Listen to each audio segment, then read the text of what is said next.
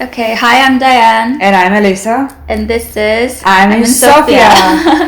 And we have a guest today, Tom. Hello, my name is Tom. Hi, Tom. Welcome to our podcast. Thank you. We'll be asking him a bunch of questions so we can get to know him a bit better. But before that, Elisa is going to teach us our Bulgarian word of the day. Yes, of course. Well, the Bulgarian word for today is развитие. Развитие. You know, развитие? What? Развитие. Развитие. What is that? It's development. Development. Mm-hmm. So in general, Yeah, development of life, development of how you work. You work hard, you improve, and so on. Like how you improve yourself. So you said, wait, развитие. Развитие. Развитие. Развитие. A развитие or развитие? I always feel like I'm missing the first letter. Oh, is it a? Okay. Развитие. Can't do that. Развитие. Oh, you have bravo.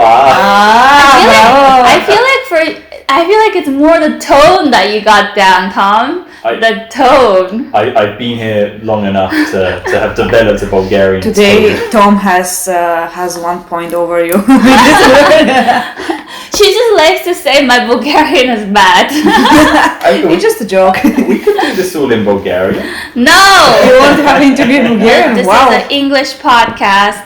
We want our people to listen in English and if they have Bulgarian.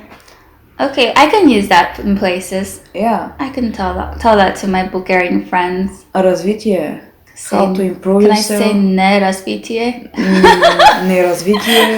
There is no such word. Sorry. But they understand. And they understand. Yeah. All right. So Tom, can you tell us your story? Oh, your story. It's a 29-year-long story. No, actually, story. let's just first ask with the story of why did you come to Bulgaria? How long have you been here? So I moved here in August 2016. Which is kind of scary when I think about it. 2016, so it's been quite a while. 5.5 years. 5.5 years. 5 years, yeah. Wow. I was living in Poland and I had every intention of moving to Korea. That's very interesting. Random. Mm-hmm. I'm an English teacher and... Yes, that's one of the main English teaching countries in Asia. Exactly. And I looked at the salaries there and I was thinking, money. And then I met a lovely lady and she was Polish, not Bulgarian, and she got a job in Bulgaria. And I was like, you know what? I am going to go to Bulgaria and try and have развитие in this relationship with her. Mm-hmm. This is awesome. You actually used the Bulgarian word in the conversation very successfully. So thank you for that. Awesome. Is that my second point? Yes, second point. You just won it. Good job. There are no points for interviews. No, I was just like trying to make it more, like you achieve something, you get reward, With chocolate and tea. Exactly. Yeah. So you followed her here. Yeah, that makes it sound creepy. So we moved in together and we were happy together for a period of time, and then we broke up. It was very okay, and I decided I would see out that academic year teaching, and I saw it out. And at the end of the year, I decided to stay one more year, which was a nice decision. And then I left. I left Bulgaria. I went traveling in Asia for 5 months and fully planned to never live here again. Wow. Yeah. And then one day I was in a car with these 2 Swedish girls who were just speaking Swedish together, basically ignoring me for 8 hours. I had no phone signal and I was just sat there thinking. Well, it was a car with just you guys? Where was the car actually? We were in New Zealand. In New Zealand? Yeah. Okay. And we were going to this beautiful place that's out in the middle of nowhere. The nature there is beautiful. I've seen it I've never been there, but I've seen the pictures there. It's awesome. It's stunning. It's absolutely stunning. But a lot of the places, they have no phone signal. So I was just sat in the back of this car doing nothing, and it was one of my best friend's birthdays here in Bulgaria, and I just was reminiscing about all the experiences I had, and in that moment I decided I would write to my old manager and move back.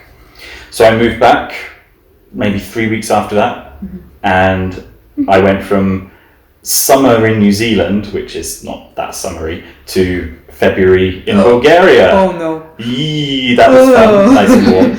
Very cold. Yeah, it took a little time to readjust, but in that time, when I came back, I met some new friends, I met some old friends, and from there I have continued teaching. I've got interested in new hobbies, so I now do improv, which is just my favourite thing in the world now. I've started doing open mic stand-up, which was something I never thought I would be able to do, but I've had friends here who have encouraged me and motivated me, and now I'm so happy that I came back. Improv. And Improv. I know that. I heard that it's like a scene. There's an improv scene here. The improv scene with the improv crew. Yeah. Can you tell us more about it? Oh, what do you want to know? I don't know, like where you guys perform, what is it like? So it's more of a jam session. We call it improv jam, and so we rock up on a Friday evening, and we have a warm-up session, which is about 30 minutes, where we act like idiots in a room together, and no one is judgmental of anyone. And then we have an hour, or around an hour, of whoever wants to go up and perform can go up and perform for everybody else there. And we do short scenes, and it's chaotic, and it's beautiful, and it's so detoxifying for the mind. Wow, this is awesome. So that's how you actually manage to relax after work and stuff like that, right? It really is. After a week of teaching children and teenagers, where do you teach actually? I teach at a school called International House. Okay. But right now everything is online. Boring. Yeah, it's not my favorite thing to do, but it's the way of the world right now. But improv is just like, it's such a social activity, and it energizes me. Like, if I am tired, if I'm hungover, even if I've had like the worst like night's sleep, I will go there and I know that I'm gonna feel 100 times better after it. Wow. And every single time it works. Nice, this is really cool. Yeah. I think I've heard about it, but I never really been to a show like that. But I know there is a scene for that. I've heard it, and many people actually encourage me also to try that, because it's very cool, And can you tell us more about the stand-up comedy that you're doing? Oh, well. Where are you performing? Stand-up? Yeah, we want to come and see. Well, there's a bar called The Steps. I've been there. Steps. Oh, I know it. Yeah. It's a lovely little bar. Not even little. It's like quite sizable. It's big. Yeah. It's pretty big. They have a weekly thing, right? Yeah. Is it always the same lineup? No. Okay. No, it's It's a weekly thing, huh? Yeah, every Monday. So it's an open mic where anybody can go up.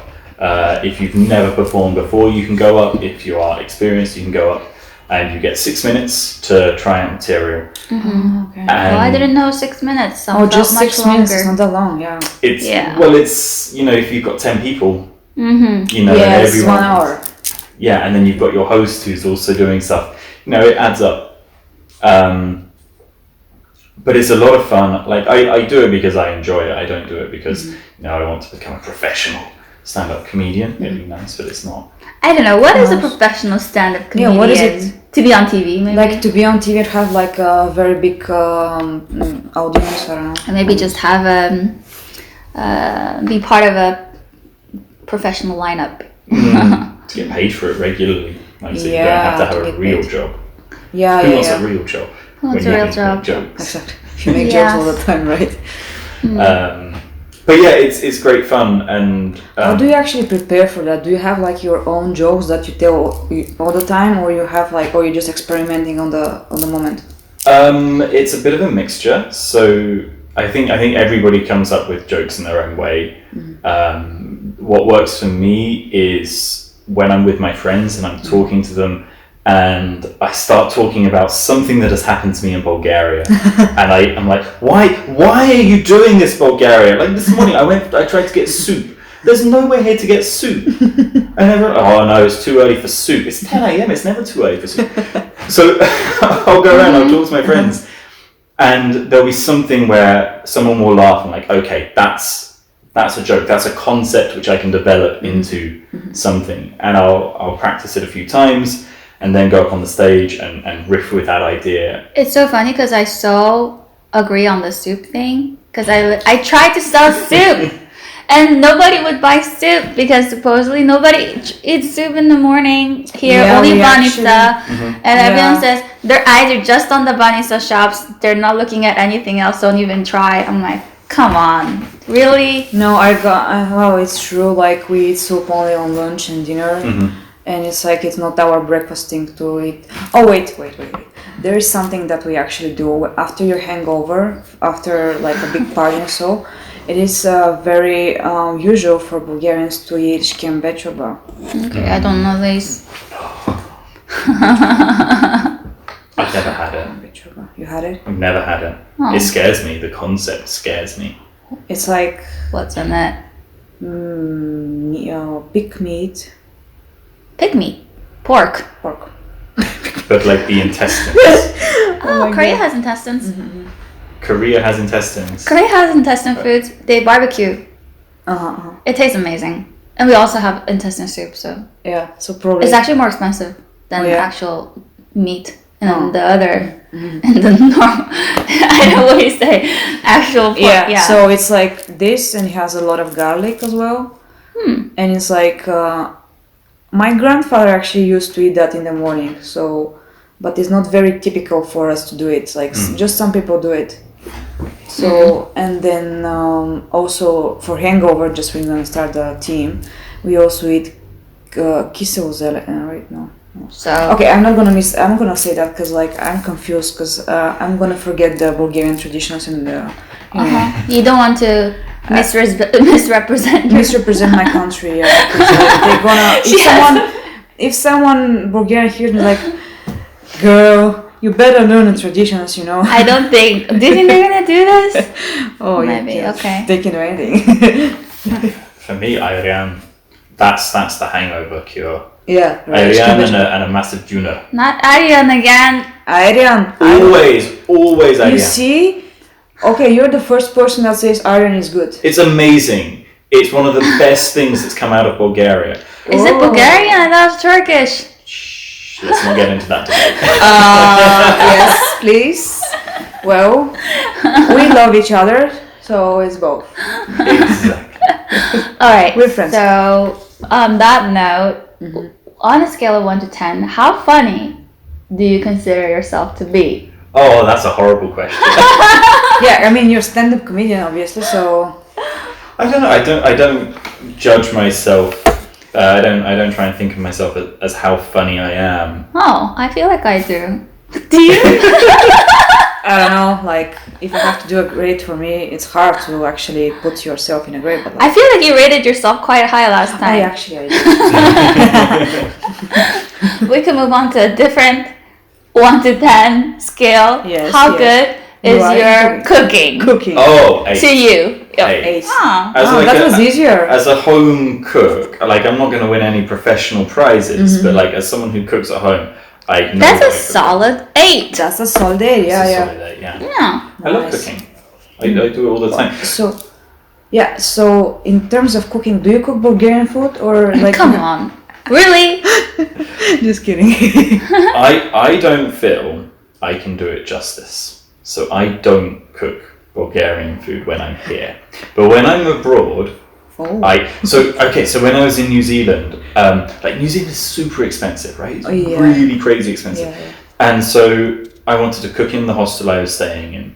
And I thought, okay, I'm not even going to cook, I'm just going to make a salad. You know what I could have? I can make a shopska salata. Oh, you see, nice. Right? Yeah. It's not really cooking, it's just cutting up some Yeah, vegetables. but it's fine. It's like something that you have learned here, so it's cool. Exactly. The Greek salad, right? The Greek salad. Don't start on that. Like, okay, they have the Greek salad. It's a little bit different though. It's different. The Greek salad is with feta Greek cheese. It has some other ingredients as well. But Shopsko salad is something like, I mean, of course, like we have many things in common with Greece and with our neighbors, so that's like, it's normal, you know. Okay. So it's fine. But then like, what are the other dishes that you actually prefer to cook? So in general, like, I'm sorry for the question with the Bulgarian food. No, I do. I try to mix vegetarian cooking with non-vegetarian cooking. I'm not a vegetarian, but I try and limit my meat consumption. So I'll do things like I'll do a spaghetti, not spaghetti. I'll do a bolognese sauce, but then I'll also try and do a lentil bolognese sauce. And so I'll do a mixture of those, things like a chili, like anything that's really easy to put in my freezer and forget about for a couple of months. And then when I'm hungry, I can just take it out, those sorts of things. I haven't really been doing that. Like, I feel like a lot of people do the they prepare it ahead of time, put it in the freezer. It seems so, like, a smart thing to do. It is. I haven't gone around to Well, you guys, I mean, like, I can cook stuff, but I'm not very, very, very good at it. But I seem like you guys are very good at it. It's a solid 8. She's 11. 11? I didn't rate my food yet. Oh. But I you put you rated 11. She rated me at 11. 11. I really like it right now. Oh, thank you. How would you rate yourself? My food? Yeah. It's hard to rate myself because I'm trying to open takeout shops in the center, and I feel like I would get a lot of comments if it's not up to par. Well, no, actually, you should be confident that your food is good enough, and I'm pretty sure that people will like it. Yeah, So don't worry. Like, people like Korean food. they do. I think we like it. I think so. I always have this thing where, like, oh, how spicy is it? Let's make a non-spicy version, and then that's where everything goes wrong. Yeah, I mean, for me, I like to experiment with different kind of foods. Other people, they just stick to what they know. So. Okay, so Tom, do you collect anything? That's a random question. Yes. So I travel a lot. I love traveling, and so there's two things I try and collect when I'm traveling. One is currency. So I have a big collection of notes and coins, yeah. Probably it's something like 50 or 60 euros worth of notes and coins now, but all like in small denominations of like random currencies. And then the other thing is like tickets or restaurant cards. I collect those and I put them in a little book. The ones that you've tried? Yeah, so when I've been somewhere and I've stumbled upon a random restaurant or had a recommendation, I take their card when I leave and I put it in my little book and write about it. And because, you know, I often travel by myself and I'll meet people and spend maybe 2 or 3 days with, you know, a small group, I'll then write down who I was with and the experiences I had with them. And it's a nice way of remembering those things, because I think it's very easy to forget experiences if you don't write down. I agree. I like to think that my memory is really good, and then I'm like, no, it's not very good. Yeah, in terms of traveling, you talked to us about your experience like in different countries. Like, how about your traveling here in Bulgaria and the sightseeing that you've seen? Oh, so the first year I lived here, I don't think I went anywhere. I spent almost all the time in Sofia until I went to Svoge. Oh, yeah, interesting. Svoge. Of all places, I went to Svoge. Oh, okay. I've never been. There's not much to see there. Okay. There's a waterfall that comes out the mountain, which is quite nice. That's one place. But it was a work thing, so they took us up there for a work conference for the weekend. Oh, I see. And then we went to Vratsa. But then I started traveling a lot more, so I think to Plovdiv, Russe, Pleven, Lovech, Pernik, for some reason, Burgas, Sozopol, Sinomorets, Kiten. Nice. Like, wow. yeah. Been to so many places. It's really cool. I love traveling, and I love traveling here and meeting people who are coming to Bulgaria for the first time, and then I get to be like, I'm the expert. Yeah, it's really cool. You can show them around because Yeah. you've already been so many places, so that's really cool. Yeah. And then what about like specific sightseeing that excited you so much? Do you have something like that? For example, I don't know, some statue or like something that, I don't know, sparks your interest. So for me, the best ones are the ones on the coast. I love being On by the the sea. seaside. Yeah. Yeah, I love it too. Yeah. Very cool. Cinemorets was I heard. stunning. Yeah. Yeah. I got recommendations for there all the time. Nice. And Sozopol, like as a town, like it's really beautiful. Yeah, but so then what the else is surrounding up? area. Yeah. And Burgas, even Burgas is a nice city to be in. Like personally, I don't think Sofia is a aesthetically pleasing city. It's actually true. Could be. Who? like- Where? Here? Sofia, Oh. Yeah, I mean it's overcrowded and it's like, I mean every city has their own feeling. I like it. It's a Like, nice I like city. it too. It's like I've been used to being here, so for me it's like okay, but you just like when you go outside, you just feel the differences between the emotions that not emotions, but like the vibe of the city. I came here during Christmas time, so I just have that Christmas spirit all throughout the year. Yeah, it's really cool. So yeah. Yeah, I don't know. Yeah, but then on the seaside, just because you're by the water, it just feels different. It does. And here we have a beautiful mountain, so it's like the feeling of the mountain and the feeling of the sea is like a little bit different. I think. I don't know what you think about that. I mean, I think most people are either a mountain person or a sea person. I love both, but then I mean, if you're used to be around the mountain, you actually kind of want to go by the sea, and then opposite, I think. Yeah. I think it's this. I also have this like I do this unintentionally. I grew up in LA, and so I kind of compare the seaside to like The California beaches. Yeah. And a lot of the times it doesn't really compare. Yeah. And Well, so I I mean, just kind of do that. Los Angeles, there is like there's the ocean. When I was there, I can feel like it's very like, I mean, the sea gives you lots of energy, you know. But for me, it's like different because I'm used to the mountain energy, maybe something like that.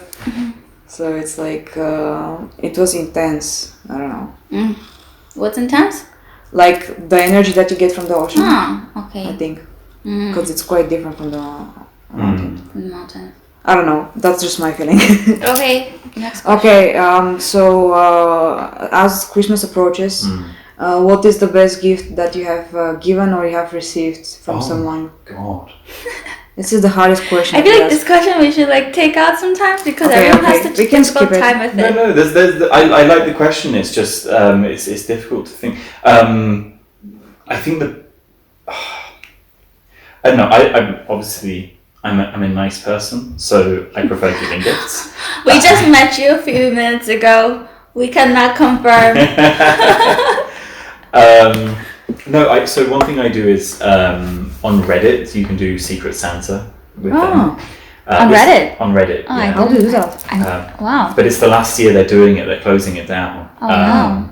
But I've loved doing it the last few years, and last year there was my match was a woman in France, and so I sent her some Bulgarian chocolates, a little souvenir thing, wrote her a letter, and then she said that she collected coins and notes from different places. So I sent her a few from my collection, and she put up this post because you have to acknowledge that you've received it. Okay. And she put it up, and she said she was moved by my donation of some of my collection. Oh, and I was wow. like, that's nice.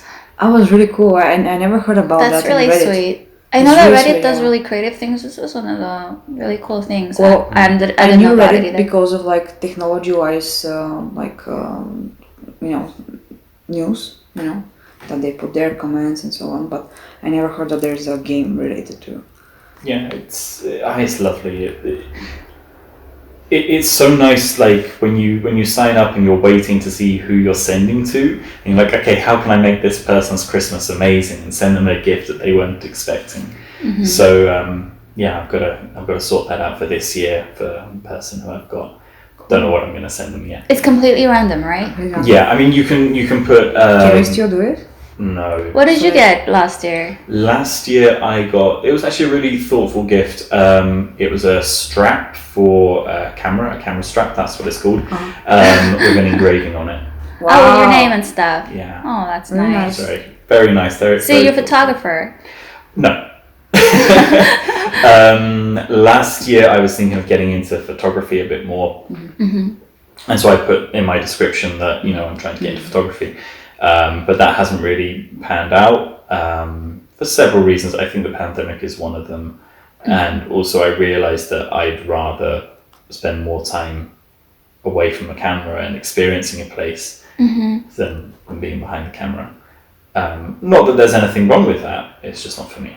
Yeah. What was the initial subject you were thinking of? People?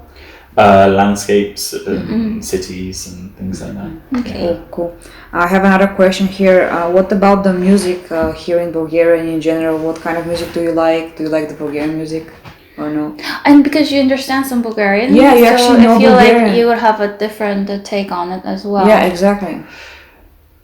2 years ago, I was walking down Vitoshka, and a man stopped me, and he was like, hey, like in Bulgarian, but I can't remember exactly what he said. He was like, hey, have you got a couple of minutes for an interview for TV? And I explained in Bulgarian, my Bulgarian's not that good, but sure, why not? It'll be fun. And he asked me a couple of questions like, who are you? Where are you from? What do you do?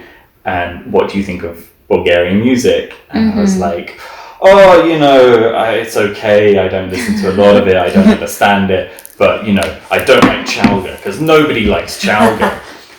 Nobody likes chalga. Well, this nobody says they like chalga. Yeah, right? Everyone pretends that they hate it. And then he was like, oh, wow, cool, thank you. If you want to watch your interview, it will be on TV tomorrow between 2 and 3 o'clock on this channel. I can't remember the name of it now. And then I later told my friends that this had happened, and I said the name of the channel because I remembered it. And they're like, oh, yeah, I know that channel. It's a chalga channel. That is so funny. That is so funny.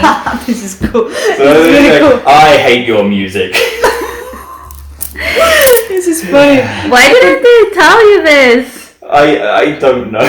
That is so funny. It was a You couldn't pick it up from the reaction either, when you answered. Juanetta?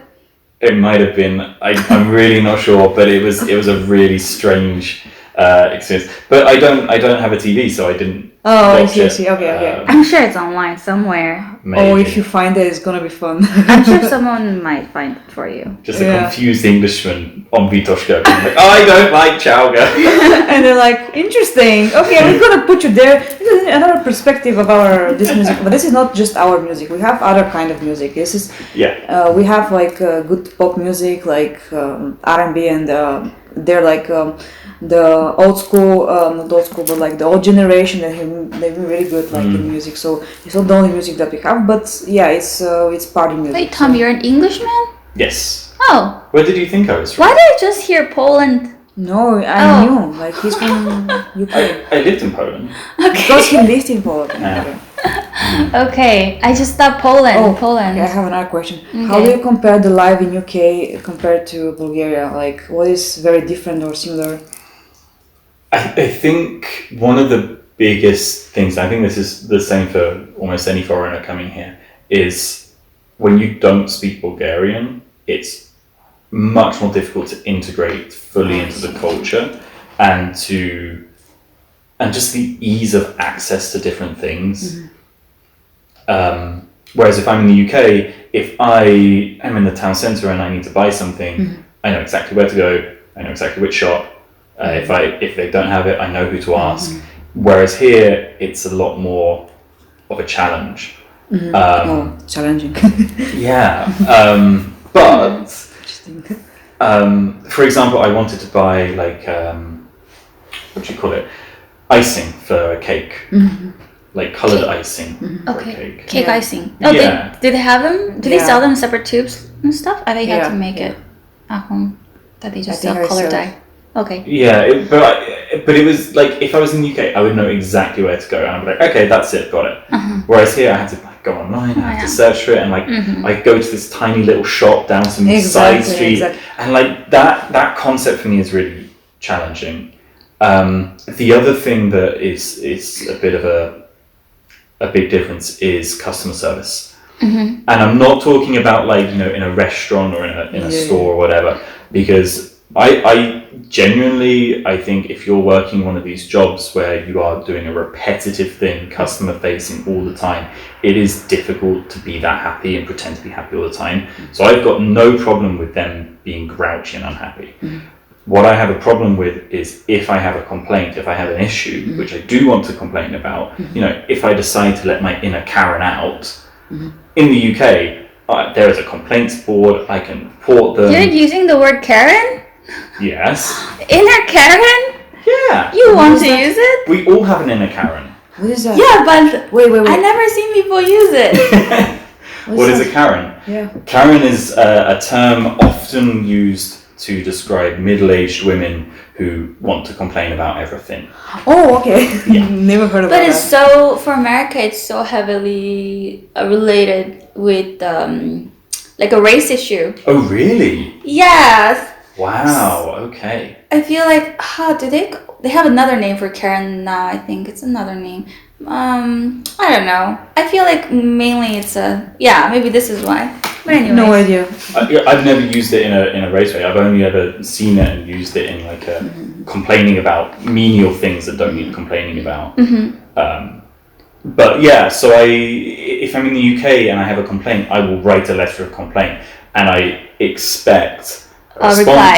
and I expect compensation, because that is like the minimum expectation. Whereas here, I don't even bother. Exactly. Unless it's like Very something different. really serious, I don't bother because I know I'm not going to get a response. I never thought of UK. I thought UK was more easygoing for some reason about complaints and stuff in general. No, I believe in UK they can complain a lot. Oh. Yeah, it depends on the thing. Okay. Yeah, I last time I went back, I sent a letter of complaint to Stansted Airport because one of the people there was really rude to me. Okay. I would do that for airports. You would? Yeah. Yeah. But I think it's like, you know, you're welcoming someone into a country and then you're being rude to them. It's like, oh great, I've been out of the country for 18 months and you're just basically calling me an idiot. Like, that's not a nice way to be welcomed back home. So I sent a letter of complaint off and they're like, we'll make sure we do something about this. And never heard from them again. Yeah. But usually if I have had issues, I've got some form of compensation, which has been nice. But here it's like... Yeah, the thing is here, like, I had so many times issues with someone being very rude to me, but I know that I can complain, but nobody gonna do anything about it. So it's just like, you should just ignore it. But I had cases when even police came, like it wasn't just me, like some other people were complaining about something, and even the police, like, because that's very interesting here, they know each other. So it's like, hey, nothing's gonna happen, you know? Yeah. So what is your ratio of local Bulgarian friends and expat friends? Ooh. I think it's probably about 50-50. Yeah. I would say that a large number of my friends are through improv. And I'd say that's about 50-50 in terms of Bulgarian and non-Bulgarian. And then also my work colleagues is probably about 50-50 Bulgarian, non-Bulgarian. So yeah. Cool. 50-50. So you really immersed yourself in Bulgarian society. I mean, 5 years, you know. What's your ratio of Bulgarian friends? Yeah, actually, I mean, I have Bulgarian friends, but I don't know, I cannot count them. Like, Yeah. I remember you saying you have more foreigner friends now. well, I have foreigner friends from outside of Bulgaria, and but then, yeah, I mean, for me, like, when I was in LA, it was probably much easier to actually make friends than here in Bulgaria. I don't know why. Probably just I think when you live abroad, you have to meet people. Yeah, I probably, yeah, that's why, because here I have my family, and kind of like sticking to them, and like I'm trying to do the other, to make friends, but it's just like you have some things to do with them all the time, because like in Bulgaria, like we hang out a lot, and that's kind of like maybe sometimes could be like, you know, bring you back to not finding that many friends. Yeah. But it's cool. Like we do some fun stuff. So. Okay, wait, I just came up with another question. What is the most fun thing that you have done in Bulgaria, and would you do it again? Ooh. That's a good one. When I first moved here, after the first year, I was on Facebook and I found a group of people who were playing board games. So international board games, Sofia. And they used to run a weekly event where anyone could come along, play board games, make new friends. And I would do that regularly until the pandemic hit. Oh, cool. And then the pandemic hit and those weekly events stopped occurring, which was such a shame because, you know, I did make some good friends there, and you know, I love playing board games. So Cool. That's I think one of the big changes that's happened so far with the pandemic. It is missing out on that opportunity. What is your favorite board game? Oh God, there's so many. I like games that have a lot of strategy, but also I like ones with social deception and like all of that sort of stuff. Okay. So Social deception. Interesting. games like Avalon, if you know Avalon. I heard of it. Yeah. I heard of it. I mean, I actually never really played that many board games, but I'm interested to learn because it seems fun. Like everyone is talking about it. I'm not a huge board game person, but I have a lot of board game fans around me for some reason, so I just So I absorb. have to try that finally. Yeah. Definitely. I don't know, it's a nice way to socialize with people and have something to socialize around. Because sometimes it can be intimidating when you meet new people. So to be open and to Yeah, you're right. It's like when you're in a bar or when you're playing something together, it's probably different because in the bar you just try to talk to them, but there you have something particularly to do together. Exactly. So I think understand. Tom seems very not intimidated with our interview. Not at all. I'm not, no. But I think part of that is through improv. I think part of that is through teaching, where I am facing people all the time. Yeah. So you're really used to it. Yeah, and doing the open mics as well. Like that's kind of scary, standing on a stage and talking to people. Yeah, So- it is. I can imagine. Yeah. So when is the next time you're gonna go on stage? Probably Monday. Yeah. I'm not sure yet because I don't like going if I don't have new material and I haven't got anything prepared. So maybe not this Monday, but maybe the Monday after. Cool. So you have a YouTube channel. Yeah. Yes. Can you tell us about it? When I was traveling in Asia between my times living in Bulgaria, I met a couple of friends, or I made a couple of friends there, and we decided to go traveling together again, which was something I never thought I would want to do, would be travel with other people, and be like, we're going to travel together for a month. Wow. And we decided to go to Georgia, and we were like, you know what, let's film it, put it on YouTube, and if, by the grace of God, we become a successful YouTube channel, we've got a career where we're doing what we love. Yeah. And if we don't, we've got a YouTube channel which we can look back on when we're old and we have kids and show our kids what we did. So we set that up. We went to Georgia and Armenia, and we filmed a lot of stuff. The channel is called Backpacking Around, and one of our videos has about 15,000 views, which is Wow. quite nice. That's good. Yeah. Is that the number where it starts monetizing? No, that's 50,000, you said? 15. 15. Okay. Yeah. No, not 50. God. No, it's you need 1,000 subscribers and I think a certain number of watch time. But then, so we did that in 2019 in the summer, and we had this plan of, our plan was to hitchhike from Sofia to Krakow in Poland and film that entire journey in summer 2020. But we all know what happened. Yes. So we didn't get to do that, unfortunately. Instead, I went to Istanbul with a friend of mine for a few days, and we filmed a couple of videos. and we've tried doing podcasts and film reviews, but it hasn't really been the same, and I haven't really been that happy with the stuff we put out. Yeah. And it's difficult. It's difficult because, you know, we're 3 people. One of them lives in the States and has a full-time job. The other is studying in Latvia, and I'm working here.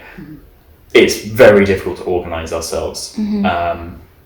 But to have 15,000 views is it's a really good number. It is indeed. It was crazy. We were like, all our videos were hovering around 1,000 views, which was lovely. Yeah.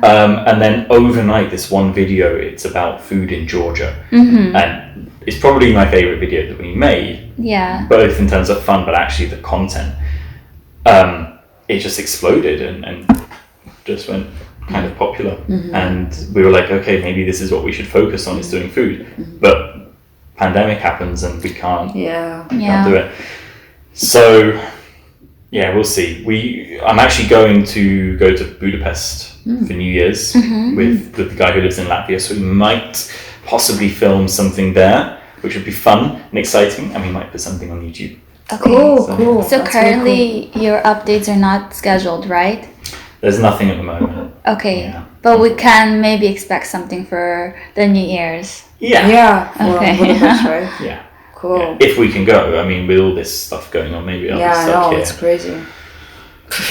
Yeah. Hopefully it gets better. Fingers crossed. Yeah, next year I'm really like I don't know, voting? No voting, but like how do you say? I don't know. I mean, I really want it to be better next Hoping. year. Hoping, yeah, but Hoping. Praying. hoping, anything. The Bulgarian word. Begging. Come on, Earth. Come on, virus. Go to hell. Okay, so probably it's time to wrap it up. So thank you, Tom, for coming. My pleasure. I'm sure Yes. some people are very interested in improv, and we'll see you in person. I think Elisa Yeah, might. and Lisa might join. And then about your stand-up comedy, very exciting. So, and good luck with the videos in Budapest that you're gonna make. Thank you. All right, thank you guys, and bye. Bye. Wait. Okay.